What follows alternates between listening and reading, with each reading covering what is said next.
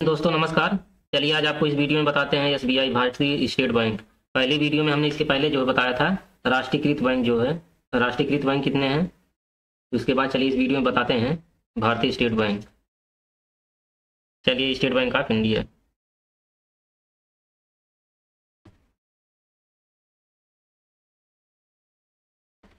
India भारतीय state bank. ठीक, इसको शॉर्टकट में जो है एसबीआई बोलते हैं, एसबीआई। अगर वर्तमान में देखा जाए, वर्तमान में देखा सार्वजनिक क्षेत्र का सबसे बड़ा बैंक है। ठीक, चलिए इसके जो कुछ मेन मेन पॉइंट है उसको देख लेते हैं।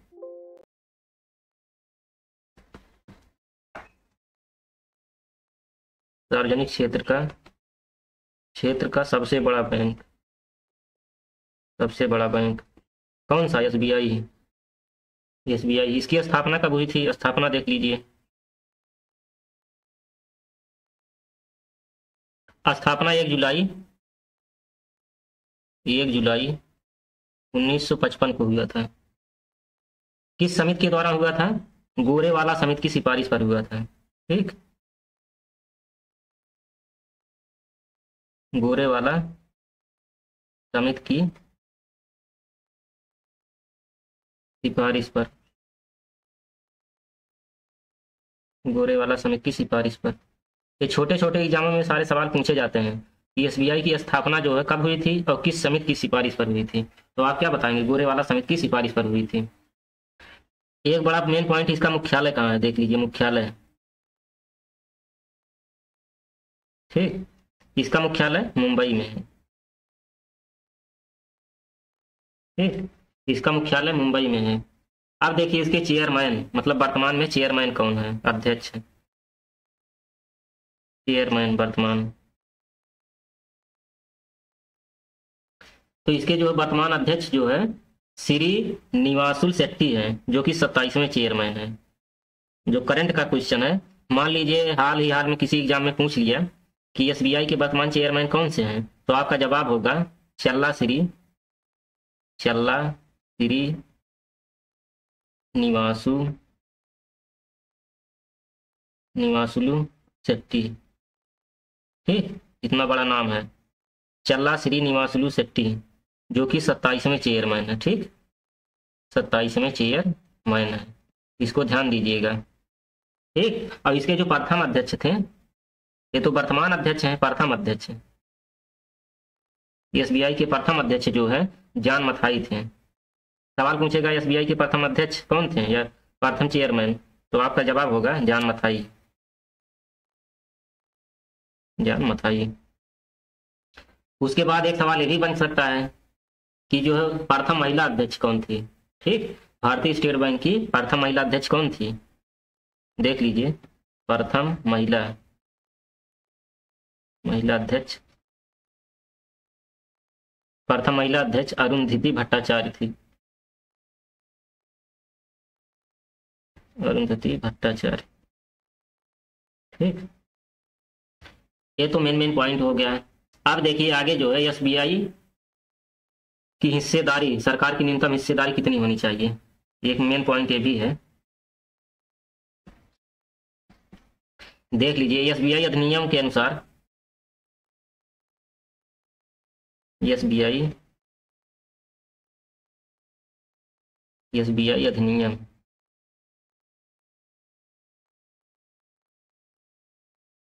एसबीआई अधिनियम के अनुसार एसबीआई में सरकार की, एसबीआई में सरकार की न्यूनतम हिस्सेदारी,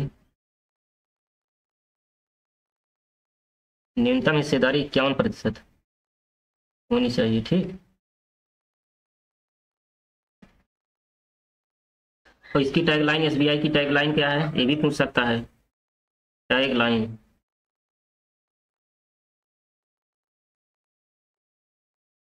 इसकी टैगलाइन जो है with you all the way, with you all the way. और एक मेन पॉइंट ये भी है, इसे भी ध्यान से देख लीजिए।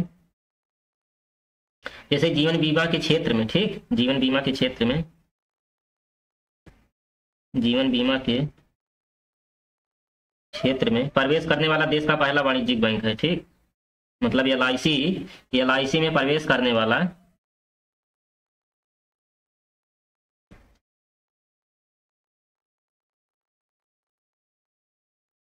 देश का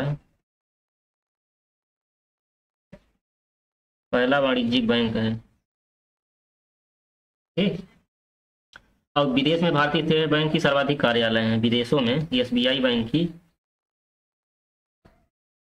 विदेश में एसबीआई भारतीय state bank of India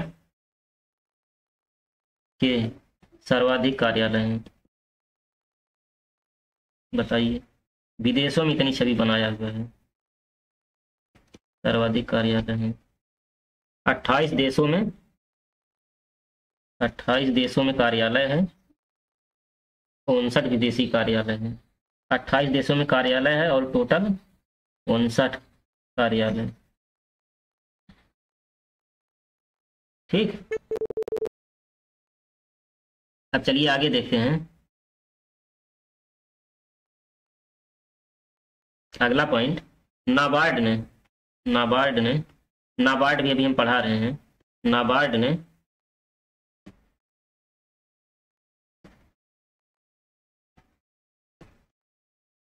NABARD ने एसबीआई को स्वयं सहायता प्रोन्नत संस्थान का दर्जा दिया है। नाबार्ड ने एसबीआई बैंक को, एसबीआई को स्वयं सहायता, स्वयं सहायता प्रोन्नयन संस्थान का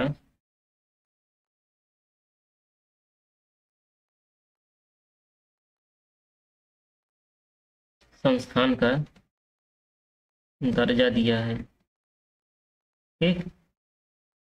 अब चलिए आगे देखते हैं एसबीआई से संबंधित बैंक, एसबीआई से संबंधित बैंक कौन कौन से हैं। एसबीआई से संबंधित बैंक,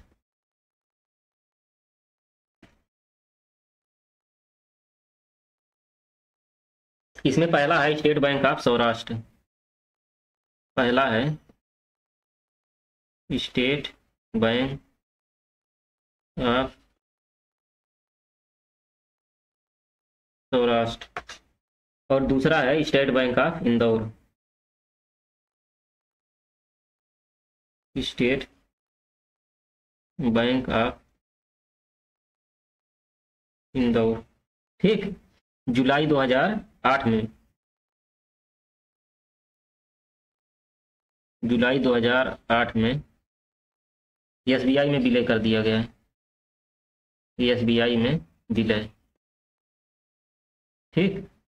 और स्टेट बैंक ऑफ इंदौर को जून 2009 में विलय कर दिया गया, जून 2009 में एसबीआई में विलय, एसबीआई में विलय कर दिया गया। उसके बाद तीसरा बैंक देखिए, state bank of Bikaner and Jaipur, state bank of Bikaner,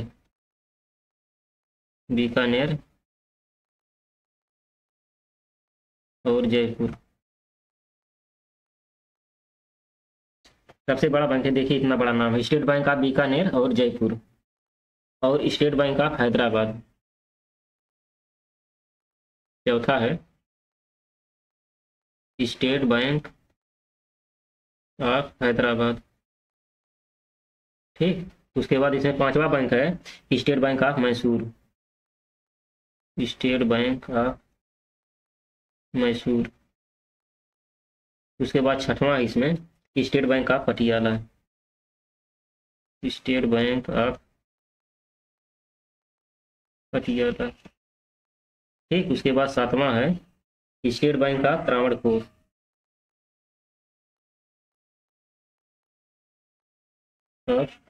Travancore.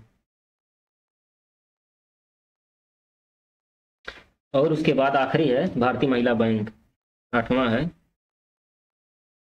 भारतीय महिला बैंक, ठीक। आप देखिए इसका ये जो स्टेट बैंक ऑफ बीकानेर और जयपुर है, state bank of Hyderabad, state bank of Mysore, state bank of Patiala, state bank of Travancore, भारतीय महिला बैंक, इन सब का विलय जो है, इन सारे बैंकों का विलय 1 अप्रैल 2017 को एसबीआई में कर दिया गया है। एसबीआई में कर दिया गया, ठीक, सारे बैंकों का 1 अप्रैल 2017 को इन 6 बैंकों का एसबीआई में विलय कर दिया गया है। भारतीय स्टेट बैंक का प्रबंधन 14 सदस्यीय केंद्रीय संचालक मंडल द्वारा किया जाता है। चलिए,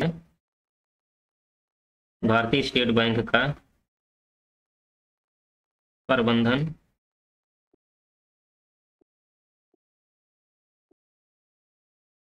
14 सदस्यीय, ठीक, 14 सदस्यीय केंद्रीय संचालक मंडल द्वारा किया जाता है। केंद्रीय संचालक मंडल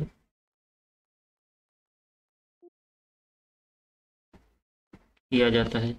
मेन पॉइंट है, इसको ध्यान दीजिएगा। 14 सदस्यीय केंद्रीय संचालक मंडल द्वारा भारतीय स्टेट बैंक का प्रबंधन किया जाता है। अब चलिए देखते हैं, इसमें जो है एक अध्यक्ष, 4 प्रबंधक निदेशक और 9 संचालक हैं, जिसमें जिसमें एक अध्यक्ष होते हैं, एक अध्यक्ष, ठीक, और दूसरा 4 प्रबंधक निदेशक,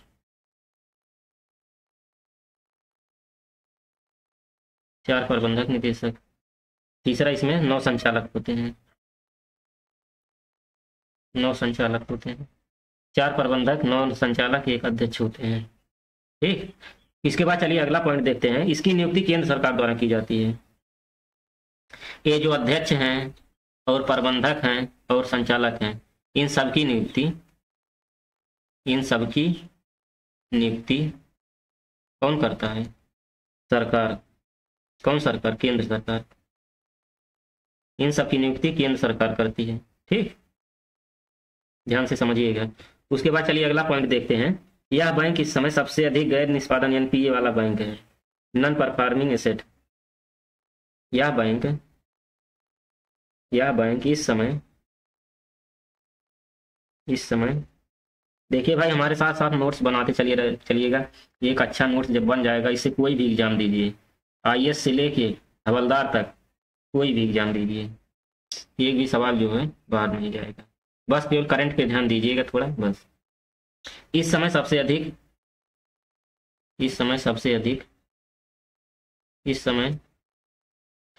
अधिक गैर निष्पादन परिसंपत्ति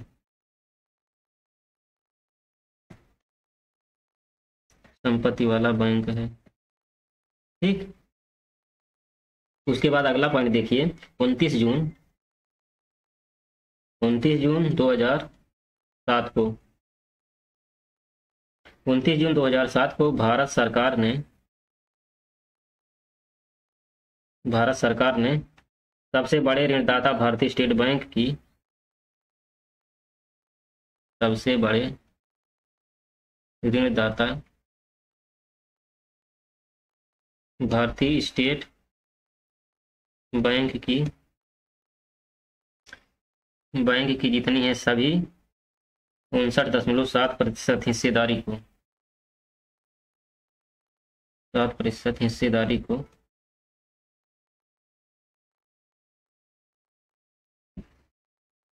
35,531 करोड़ रुपए में रिजर्व बैंक से खरीदा है। इतना करोड़ रुपए, ठीक, इतना करोड़ रुपए reserve bank, RB reserve bank से खरीदा। बताइए, भारत सरकार। चलिए इसके बाद देखते हैं, एसबीआई बैंक हमने देख लिया। इसके बाद चलिए देखते हैं क्षेत्रीय ग्रामीण बैंक। क्षेत्रीय ग्रामीण बैंक क्या है? आरआरबी मतलब रीजनल रूरल बैंक। चलिए इसको देखते हैं। क्षेत्रीय ग्रामीण बैंक, रीजनल रूरल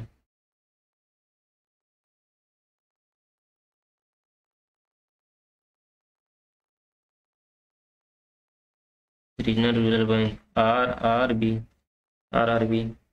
चलिए इसकी स्थापना देख लेते हैं। ठीक, पहला पॉइंट है स्थापना, इसकी स्थापना कब हुई, उसके बाद इसके आधार, एक एक पॉइंट देखते जाते हैं। इसकी स्थापना 2 अक्टूबर 1975 को हुआ। इसका आधार क्षेत्रीय ग्रामीण बैंक अधिनियम,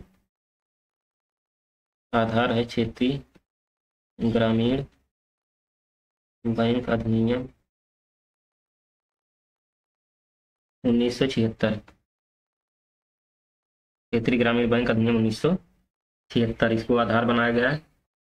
इसमें वर्तमान में इसकी संख्या है, अगला पॉइंट देखिए, वर्तमान में संख्या कितनी है, वर्तमान में संख्या 43 है। ठीक, उसके बाद पहला आरआरबी, प्रथम ग्रामीण बैंक कहाँ खोला गया है, इसका अगला पॉइंट है, पहला क्षेत्रीय ग्रामीण बैंक, पहला आरआरबी,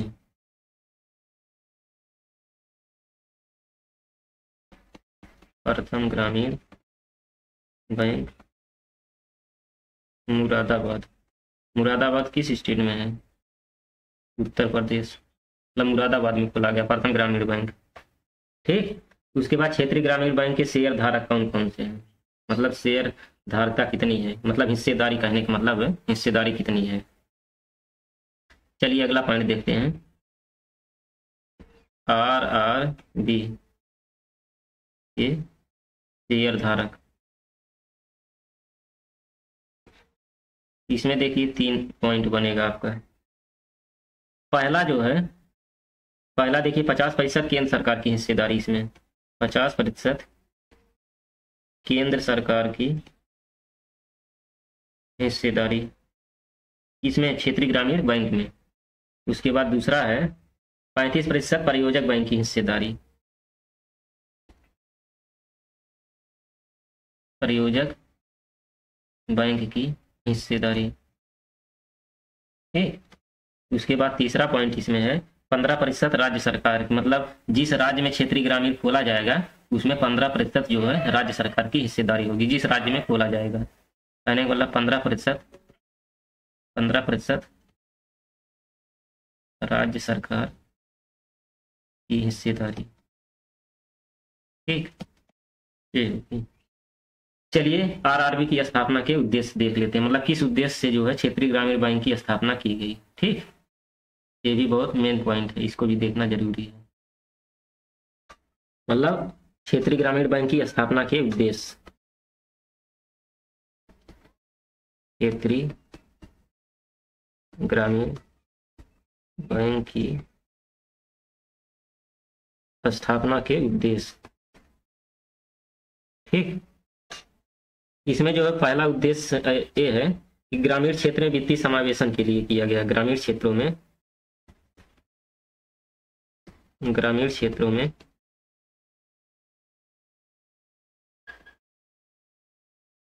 वित्तीय समावेशन के लिए किया गया है। उसके बाद दूसरा कृषि क्षेत्र हेतु साख उपलब्धता कराने के लिए की गई, कृषि क्षेत्रों के लिए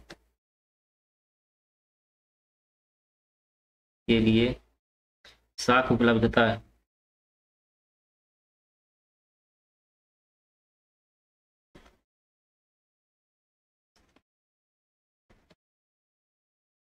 उपलब्धता सुनिश्चित कराने के लिए की गई। ठीक, उसके बाद तीसरा पॉइंट है सूक्ष्म उद्योगों हेतु साख उपलब्ध कराने, मतलब छोटे छोटे उद्योगों को साख प्रदान करने के लिए की गई, सूक्ष्म उद्योगों को साख उपलब्धता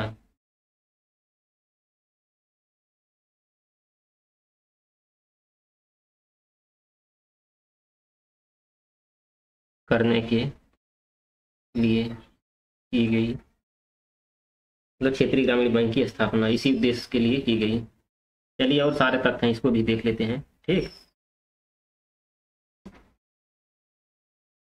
क्षेत्रीय ग्रामीण बैंक के अन्य तथ्य कौन कौन से तथ्य हैं? ठीक।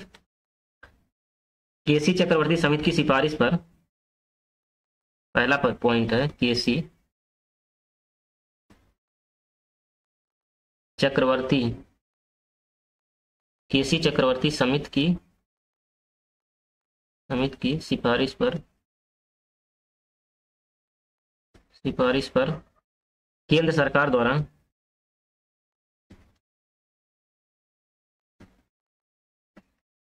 द्वारा आरबीआई में 1340 करोड़ का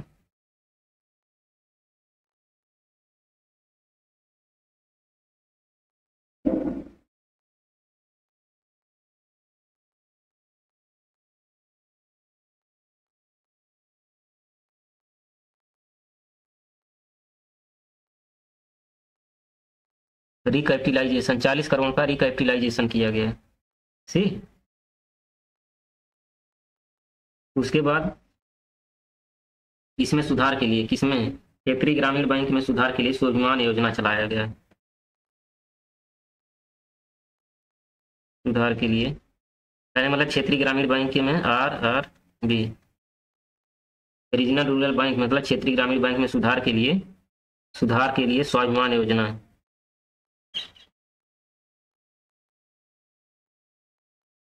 स्वाभिमान योजना चलाया गया। ठीक। ताकि ग्रामीण क्षेत्र को बेहतर बनाने के लिए, ताकि ग्रामीण क्षेत्र को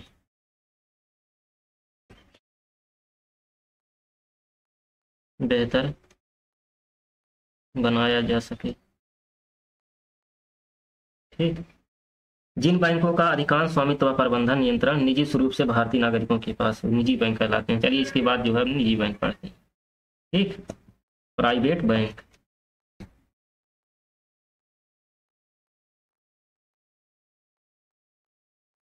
निजी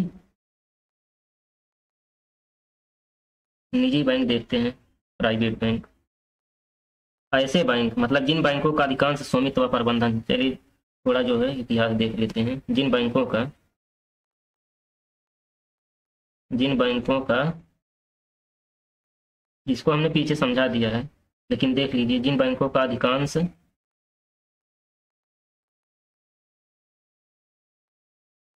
स्वामित्व व प्रबंधन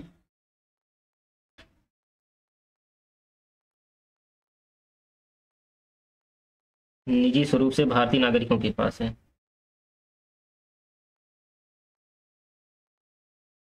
भारतीय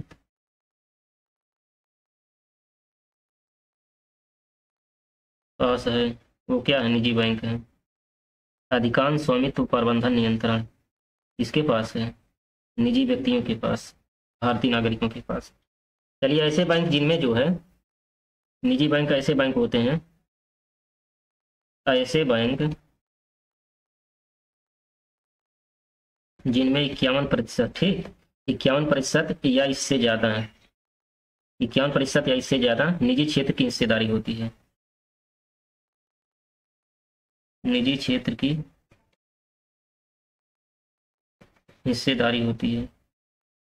ठीक। उसके बाद दूसरा देखिए, आरबीआई द्वारा बैंकिंग अधिनियम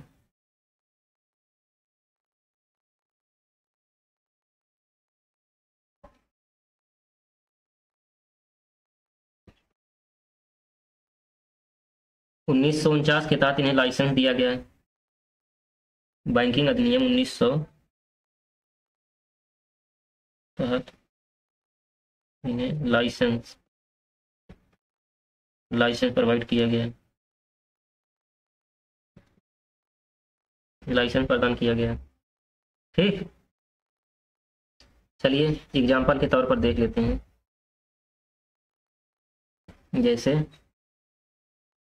आईसीआईसीआई बैंक, आईसीआईसीआई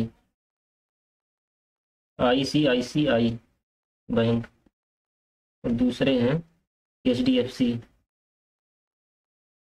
बैंक, तीसरा है एक्सिस बैंक। एक्सिस बैंक, इन बैंकों को जो है बैंकिंग अधिनियम 1949 के तहत जो है लाइसेंस प्रदान किया गया। ठीक, अब चलिए चौथा पॉइंट इसमें देखते हैं। ये तीसरा पॉइंट क्या है, अगला पॉइंट देखिए। 2019 में, ठीक, 2019 में आईडीआईबीआई बैंक, आईडीबीआई बैंक, सरकार ने एलआईसी को बेच दिया। सरकार ने एलआईसी को बेच दिया। अब एग्जाम में सवाल ये बनेगा कि किस बैंक को जो है, किस बैंक को सरकार ने एलआईसी को बेच दिया, तो कौन सा बैंक, आईडीबीआई बैंक, इसको जो है सरकार ने बेच दिया, किसको, एलआईसी को। और अगला पॉइंट है आरबीआई, आरबीआई द्वारा लाइसेंस, आरबीआई द्वारा लाइसेंस प्रोवाइड किया गया कब, 1993 से 94 में। कितने बैंकों को, 10 निजी बैंकों को, 10 निजी बैंकों को जो है आरबीआई द्वारा 1993 से 94 में लाइसेंस प्रदान किया गया। उसके बाद 2003 से 2004 के बीच में 2 बैंकों को लाइसेंस प्रदान किया गया, 2 बैंक को लाइसेंस प्रदान किया गया। उसके बाद 2013 से 2000 2014 2013 से 2014 के बीच में 2 बैंकों को और लाइसेंस दिया गया। ठीक, इनमें से पहला बैंक है बंधन बैंक, बंधन बैंक, और दूसरा है आईडीएफसी बैंक, आईडीएफसी बैंक। ठीक, आईडीएफसी फर्स्ट बैंक, इसका जो है मुख्यालय मुंबई में है। सवाल पूछ सकता है आईडीएफसी बैंक का मुख्यालय कहाँ, मुंबई में है। इसका कलकत्ता में, बंधन बैंक का कलकत्ता में, कलकत्ता में है। ठीक, चलिए अगला बैंक पढ़ते हैं, विदेशी बैंक, मतलब फॉरेन बैंक। ये तो निजी बैंक था, चलिए अगला पढ़ते हैं विदेशी बैंक।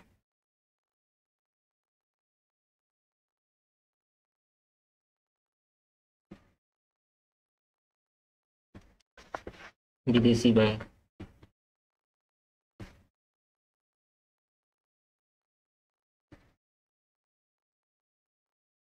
चलिए इसके अंतर्गत जो है वे बैंक आते हैं, इसमें देख ले, मेन मेन पॉइंट इसमें देख लीजिए। इसके अंतर्गत वे बैंक आते हैं, वे बैंक आते हैं, इसमें वे बैंक आते हैं जिनके अधिकांश हिस्से का स्वामित्व, जिनके अधिकांश हिस्से का स्वामित्व विदेशी नागरिकों के हाथों में होता है।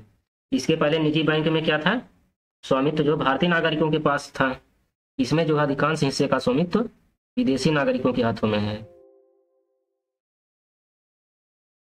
नागरिकों के हाथ में हो या उससे संबंधित किसी संस्था के पास होता है, विदेशी नागरिकों के हाथ में या विदेशों से संबंधित किसी संस्था पास हो। ठीक, चलिए तो विदेशी बैंक हो गया। इसके बाद देखते हैं, इसमें दूसरा पॉइंट है, तो पहला पॉइंट था, चलिए दूसरा पॉइंट देखते हैं। भारत में इन बैंकों को, भारत में इन बैंकों को 1991 के बाद, 1991 के बाद कार्य करने की अनुमति प्रदान की गई,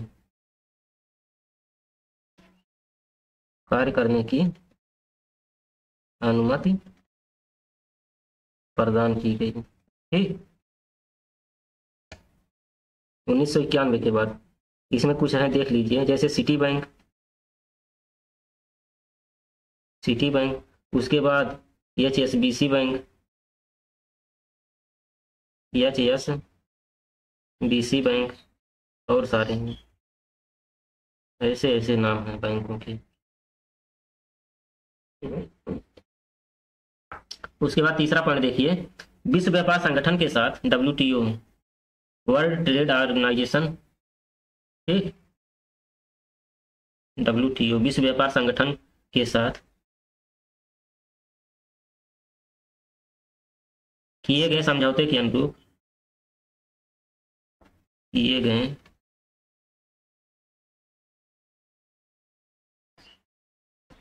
समझौते के अनुरूप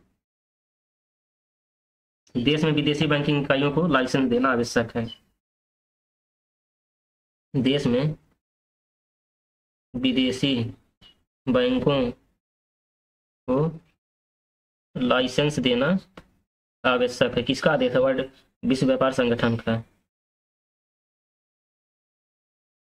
अगर किसी देश में, ठीक, अगर किसी देश में कोई बैंक है विदेशी, उसको उस देश का लाइसेंस नहीं मिल रहा है उस देश के द्वारा, तो वह सीधे WTO में जाके ऑब्जेक्शन कर सकता है। क्यों? क्योंकि WTO के साथ समझौता हुआ है कि जो है देश में विदेशी बैंकों को लाइसेंस देना अति आवश्यक है। ठीक, चलिए इसके बाद बताते हैं। नए प्रावधानों के अनुसार विदेशी बैंकों को भारत में, नए प्रावधानों के अनुसार, नए प्रावधानों के अनुसार भारत में प्रथम शाखा खोलते समय मात्र, प्रथम शाखा खोलते समय मात्र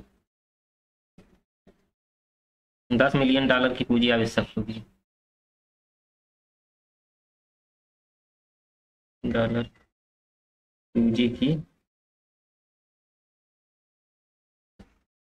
अर्थात कोई विदेशी बैंक है, ठीक, और वह भारत में शाखा खोलना चाहता है, तो उसके पास जो है $10 मिलियन जो है पैसा होना चाहिए, और वह भारत में आके अपनी शाखा खोल सकता है। ठीक, उसके बाद चलिए छठा पॉइंट देखते हैं। तो इसके बाद ये भी प्रथम शाखा है। प्रथम शाखा खोलते समय जो है $10 मिलियन की पूंजी होनी चाहिए। उसके बाद दूसरी और तीसरी शाखा खोलते समय, दूसरी और तीसरी शाखा खोलते समय अतिरिक्त पूंजी की आवश्यकता और होगी। भाई शाखा बढ़ा रहा है तो पूंजी भी बढ़ाना चाहिए, अतिरिक्त पूंजी की आवश्यकता होगी। ठीक, जिसमें जो है क्रमशः 10 मिलियन, $5 मिलियन की होगी। 10 मिलियन, 5 मिलियन, 10 मिलियन, $5 मिलियन की होगी।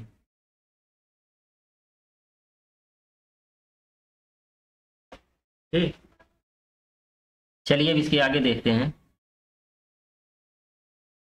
अगला पॉइंट, अगला पॉइंट है भारत में कतर के प्रमुख बैंक दोहा बैंक को भारत में काम करने का लाइसेंस दिया गया। अभी हाल ही में कतर के प्रमुख बैंक,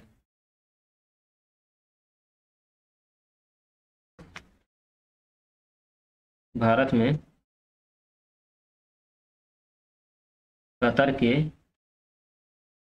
प्रमुख बैंक कौन है? दोहा बैंक। या दोहा बैंक कहाँ का है? कतर का है।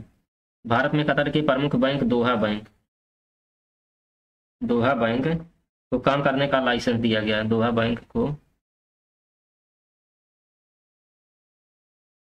काम करने का लाइसेंस दिया गया। ठीक, इसके पहले भारत में ब्रिटेन की सर्वाधिक शाखाएं, 100 शाखाएं कार्यरत हैं। स्टैंडर्ड और चार्टर बैंक ब्रिटेन की सर्वाधिक 100 शाखाएं कार्यरत हैं। बताइए, भारत में 100 शाखाएं कार्यरत हैं।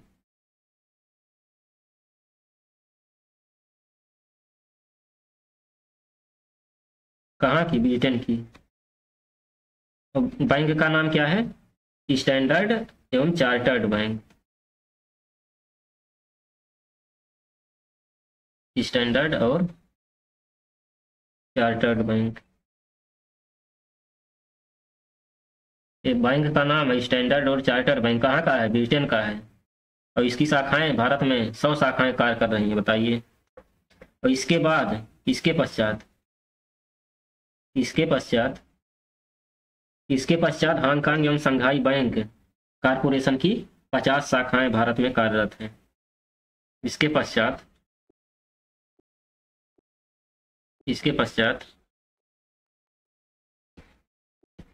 हांगकांग एवं संघाई बैंक कारपोरेशन की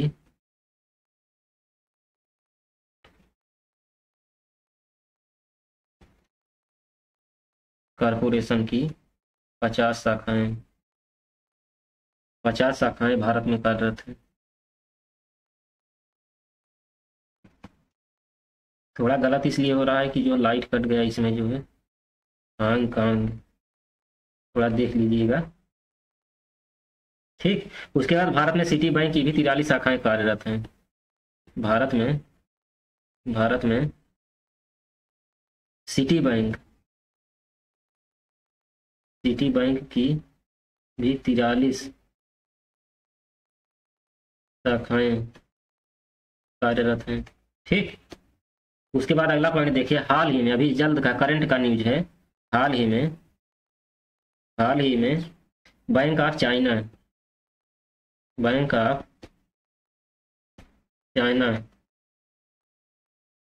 को भी अनुमति प्रदान की गई शाखा खोलने की। कहाँ? भारत में। चाइना को भी अनुमति प्रदान कर दी गई शाखा खोलने के लिए भारत में। ठीक, यहीं पे हम इसको समाप्त करते हैं। यहाँ तक दोस्तों जो है एक प्रॉपर नोट्स बना लीजिएगा, जिससे कि जो है कोई दिक्कत ना हो एग्जाम में और कोई भी सवाल भी ना छूटे। थोड़ा करंट पे ध्यान दीजिएगा तो कोई भी सवाल बाहर नहीं जाएगा। नोट्स जरूर बनाते रहिएगा। अगले वीडियो में हम मिलते हैं सहकारी बैंक के साथ। जय हिंद दोस्तों, नमस्कार।